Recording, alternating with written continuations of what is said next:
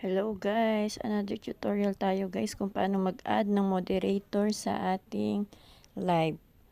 Una, makikita nyo yung kulay pink at blue na may bilog. Ayan guys, kiklik mo yan, then yan yung lalabas. Pag lumabas yan, click nyo yung settings, yung may bilog ulit guys.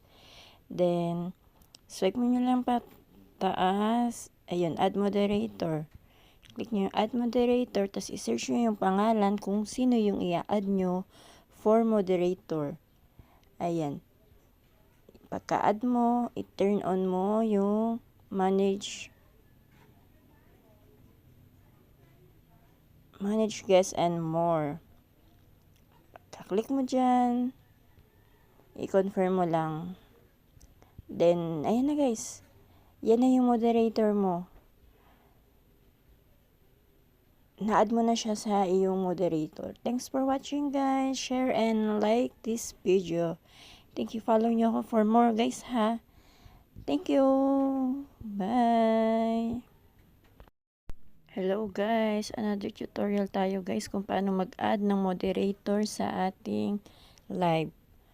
Una, makikita nyo yung kulay pink at blue na may bilog. Ayan guys. Kiklik mo yan. Then, yan yung lalabas. Pag lumabas yan, click nyo yung settings. Yung may bilog ulit guys. Then, swipe mo nyo lang taas. Ayun, add moderator. Click nyo yung add moderator. Tapos i-search nyo yung pangalan kung sino yung i-add nyo for moderator. Ayan. Pagka-add mo, i-turn on mo yung manage guest and more.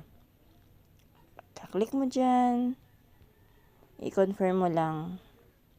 Then, ayan na guys. Yan na yung moderator mo. Na-add mo na siya sa iyong moderator. Thanks for watching guys. Share and like this video. Thank you. Follow nyo ako for more guys ha. Thank you. Bye.